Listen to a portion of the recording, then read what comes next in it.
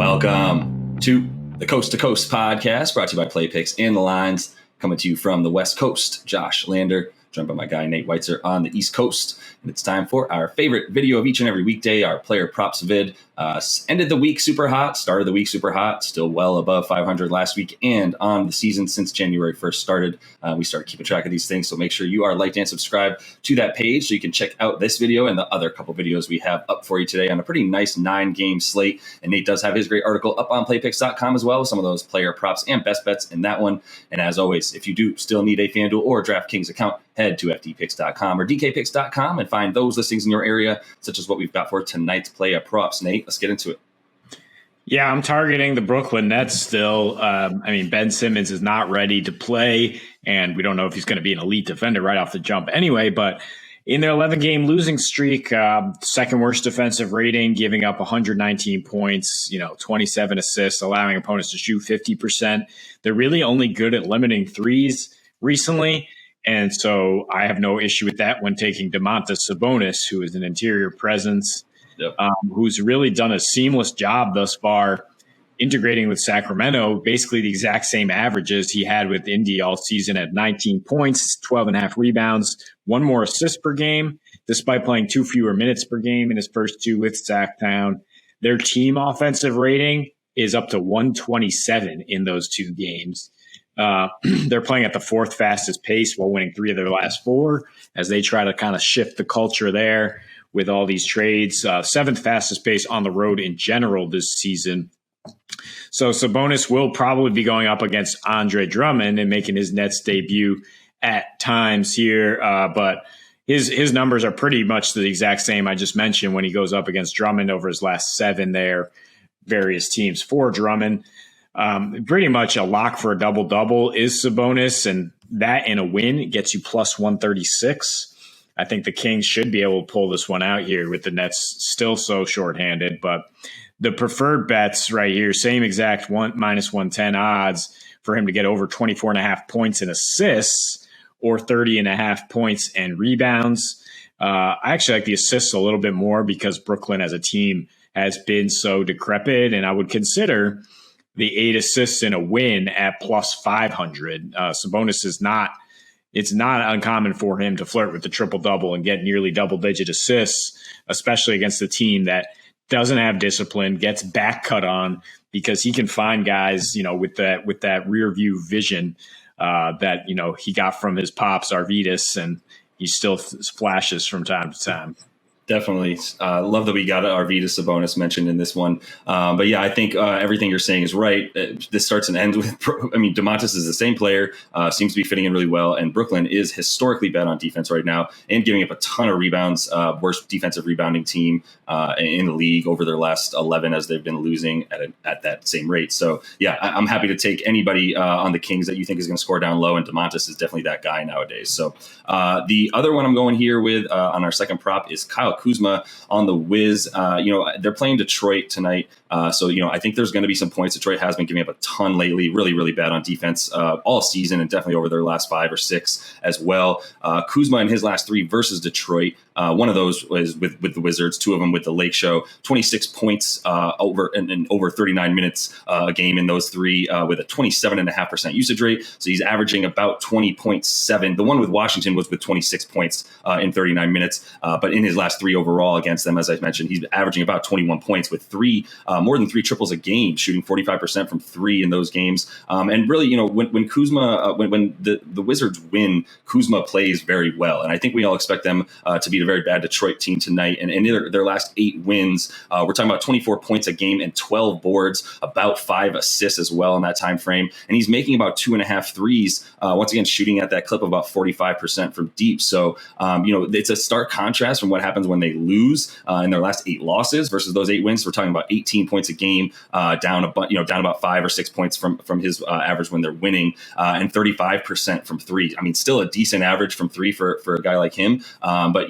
much better in those wins, which is once again what we're feeling good about today. So I would look at his points, 21.5. I love that at about even money, minus 106 at FanDuel. And then the 3-pointers as well, as we mentioned, how he's been there's been a big uptick in those when they win.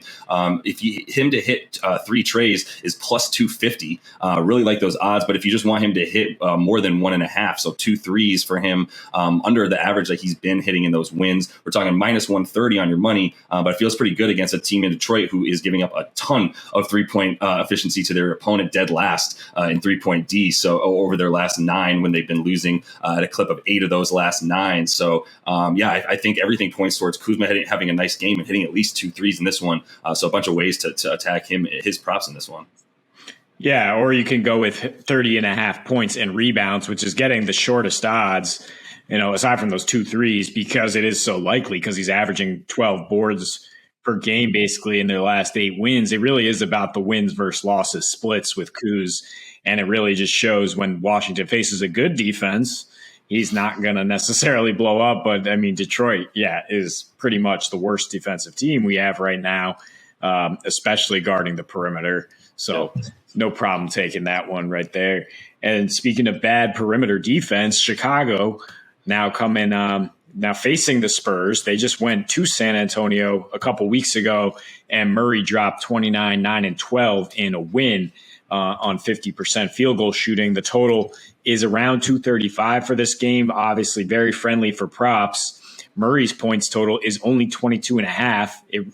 It's gone up about 1 point, despite the fact that in his first 2 games following this Derek White trade, he's averaging 31.5 and 13.5 dimes. And in 7 games without White this year now, his scoring has gone up from 18.7 to 28 points per game. His usage rate is up 6 points to 32%, and his offensive rating is up 13 points per 100 possessions to 124. I'm not just bullish on 22 points. You can take 25 plus points at plus 144. You can sprinkle some action at 30 plus points at plus 40. He has 30 points in consecutive games now on the road without Derek White. This is a Bulls team that he basically scored 30 against last time. It's a Bulls team that gives up the second most field goal attempts in their last 7, as they're just going back and forth, limiting free throws. That's great. The Spurs shoot field goals. They don't try to get to the free throw line, and Murray is their primary usage guy, and he's shooting 54% from the field in his last 6, averaging 25.5 points per game.